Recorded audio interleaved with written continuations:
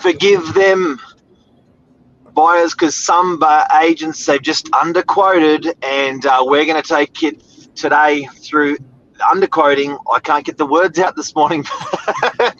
We're going to take it through today with underquoting, the what you can do, what you can't do, who's right, who's wrong, and help you how to see through that jungle of underquoting.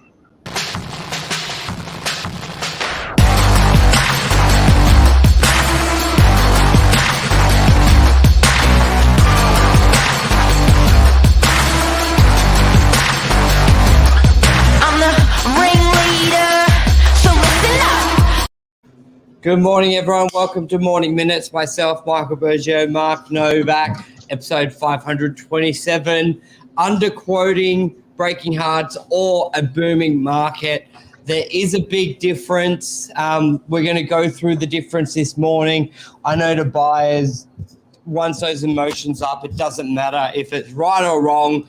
They're pissed off. It's as simple as that. And angry. It's easy just to say underquoting so you don't feel as bad when you miss out on a property or it goes more. There's no, you need someone to blame. Agents are the easiest to blame. Underquoting's one of the easiest things to bring up for it, but there is a difference between underquoting and a booming market. And from an agent's perspective, it sucks. A booming market sucks for many reasons, and it's great for many reasons. It's true. Where it sucks is the majority of agents do not like to mislead buyers. We like to have everything transparent, smooth sailing for everyone. And when a market like Newport has gone up 70% in a year, it's very hard to get the pricing right. It fluctuates so much, but people got to understand, from an agent's point of view, Mark, and you can confirm this, if the damage of going too high is far more severe than going too low in a price.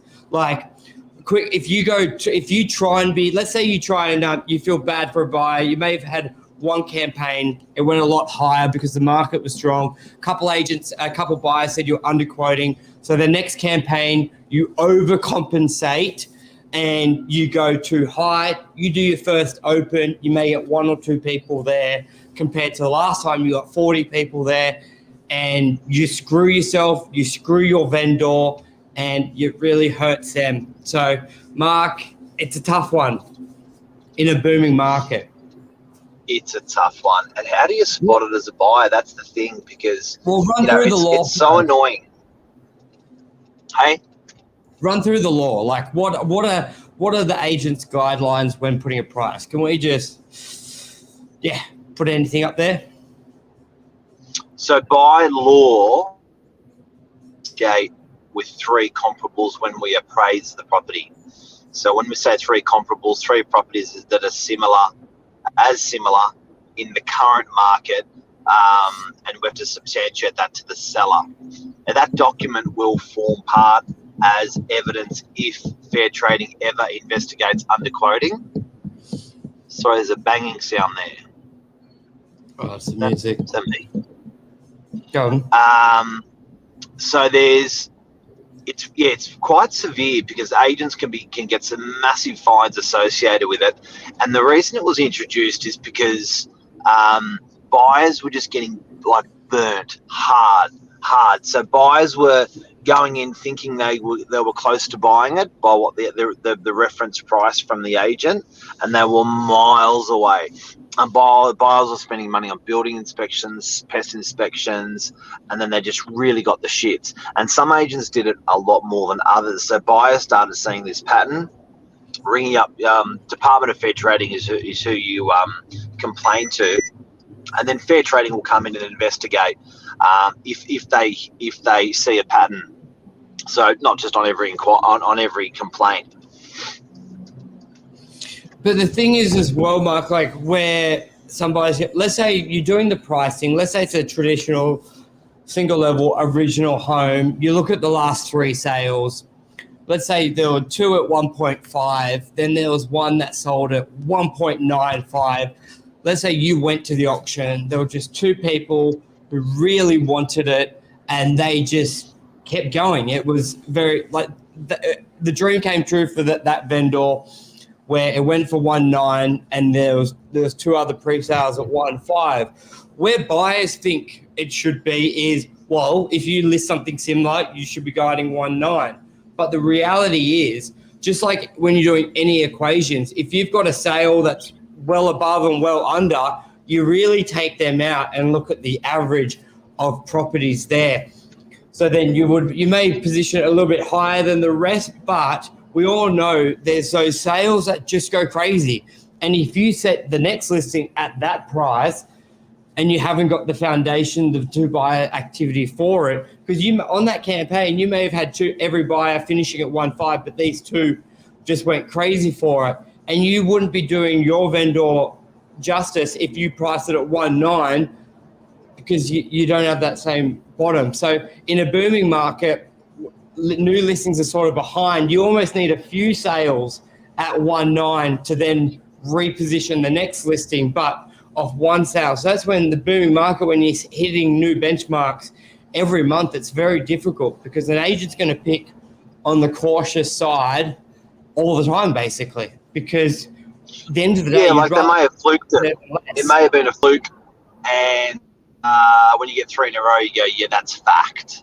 That's fact. Yeah. That's evidence on that. But I think, for buyers, when you're out there, when you're looking, just keep an eye out. What's Luke saying? Buyers wouldn't complain about underquoting if they knew the market. Yeah. It's true. It takes only a couple of times for them to actually learn the market, with turning up to a couple of auctions and having their heart broken as to where the market is. That's for sure. Good morning. And if anyone's got any comments, feel free to make them here on underquoting or the booming market. Let's talk about it. Let's help you. There's a big difference, which is hard to know for agents and buyers, is buyers set the market as well. When you're pricing a property, you're setting it off old data.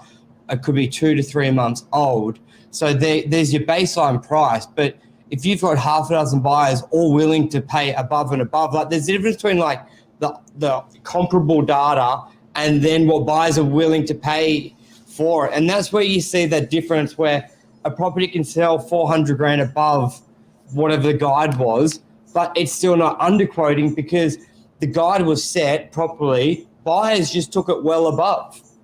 And that's where buyers at the end, let's say it sells for 1.9 and you were the underbidder, all you're saying is, oh, it was underquoted. It's like, well, no, the previous sales match here and the buyer activity. And that's where sometimes during a campaign where buyers would be to me like, what will the owner take? And it's like, it's irrelevant. We're basically above that. It's what the market will pay for it. Because we thought it was worth 1.5 because next door sold for that. But I've got multiple offers. Everyone just increasing. And the buyers are setting the new level. So it's a very fluid campaign. But all the buyers just quickly jump to underquoting. So how do you know if you're a prospective buyer, if you're being screwed by underquoting? What are the markings of that, in your opinion, Burge? Because there are people that get fined every week, every month for underquoting in this market at the moment. What are the hallmarks of an underquoter that a buyer can keep an eye out for? And guys, if you're wondering why the hell would an agent talk down a property value, the reason why they will talk down a property value is to create more volume through the property, more buyers through the property, more hype around the property, and it's almost used as a marketing method. Very dangerous. Well, why, Burge? How would you spot one? It's pretty easy to spot. You see what they're guiding, you see what the majority of past sales with that month are. There's a big difference between underquoting and the market surging. So if you see a house that's listed, they're guiding 1.5, and you check the last 5 sales or 6 sales, and they're all at 2 million, it's underquoting. But if you check it and it's in line with it, then it's pretty easy to check. Just look at past sales; most of them are there. But the question people should be asking, it's not about underquoting, it's what's the buyer activity. You should go to most of the opens just to see how many people go there. because regardless of what the owner wants in a market like this or what the agent's quoting, if there's 50 people at every open, it's going to go. You're going to have a lot of activity, so you can't be, and that's the agent's job. Underquoting is easy. It's the activity that's hard to pick. And then with these agents, if they see this happening on a regular basis, that the shitloads of people are coming through the open, doesn't that mean that's a really good agent or really good marketing campaign? Or combination, probably better market than anything. But yeah, it's a combination of everything. The market, the campaign, and the agent as well. But there's a big difference between, like, an average agent may get 5, or, like, you can have a shit agent, shit campaign, so have 40 people through it in a strong market. So a buyer's really only going to be judging it over a couple of properties, not over a whole career. So a good indicator for a buyer is, one, for them to check if it's marketed on all portals as well. Like, if an agent's doing an off-market campaign, and you know that because you're on their database, and they do like an open preview and they've got 20 people there, you're going to have some activity. So what they're quoting is irrelevant because it's just going to generally go above. To all the buyers out there, do you want to know the best way to find out if the property that you're interested in is being underquoted? How? Ask another agent. Yeah. They will set it straight right away. They will spot it a mile away. So I'm sure you will, because you're seeing, as a buyer, because you're seeing a lot of properties in that price range, but you will be surprised. Yeah, very good point. But another agent will happily throw the knives in, or give you their opinion if that property's under where it should be. I was asked by a client Thursday, and she was like, you know what, I love this house, it's not being advertised, the agent's telling me 1.9, and I was like, what house is selling for 1.9? Went on RP data, looked at the block size, I was like, you're not going to buy that for 1.9. I said, there's nothing selling under the 2.1. Never mind the 1.9. So she said, what? So you reckon I should offer 2? So I reckon you should offer 2.1. I said, that's just offer 2.1 and just get it. You know what I mean? Otherwise, you're just gonna have it's gonna go there anyway, and you're gonna have your heart broken. So get in early, make the offer early, and you can understand the reservations of a buyer. You don't want to pay too much, but you're going to be paying more when there's more competition a week or two later. Well, that's exactly right. And they only think they're paying too much because they're not looking at the comparables. Like, it's almost like forget what the agent's quoting, forget what the agent's saying. As Luke says, do your own educational look at the sales. And that's a great one. Speak to the other agents, because if you're looking for a house, let's say in Chroma, and you're speaking with one agent and then you go to another listing, the same buyers going to that house you're interested in, more than likely going to the other agent who is going to give you a pretty honest view of that house. Because he may tell you going, Sally and Jim, who are looking at this property, made an offer of 1.9 on that, and they're guiding 1.5. And you're like, well, all right, fuck. There's something to read into here. And you know what, Burge? It's free. It's friggin' free. Yes, it's exactly. Free. And the thing is, you can do all you can be the Google doctor of real estate, but to ring an expert in the local area. And I got to tell you, a good old, like, agents are like rapid fire asking questions. Build relationships with your local agents. You'll resonate with one or two. Build relationships with those guys. Learn from them. Soak information out of them. Price check is one of those ones that you'll get out of an agent you befriend. You can ring them up and you can ask about another agent's property, believe it or not, and ask their opinion, not mine. Yeah. Sounds weird, but I'm telling you, they won't give a shit. It's true. You would love that, Burge. If someone rings you up and says, I saw this property with another agent, what do you reckon it's worth? People love giving an opinion. Do you know what I mean? So especially if it's about what you love, like your industry, so ring.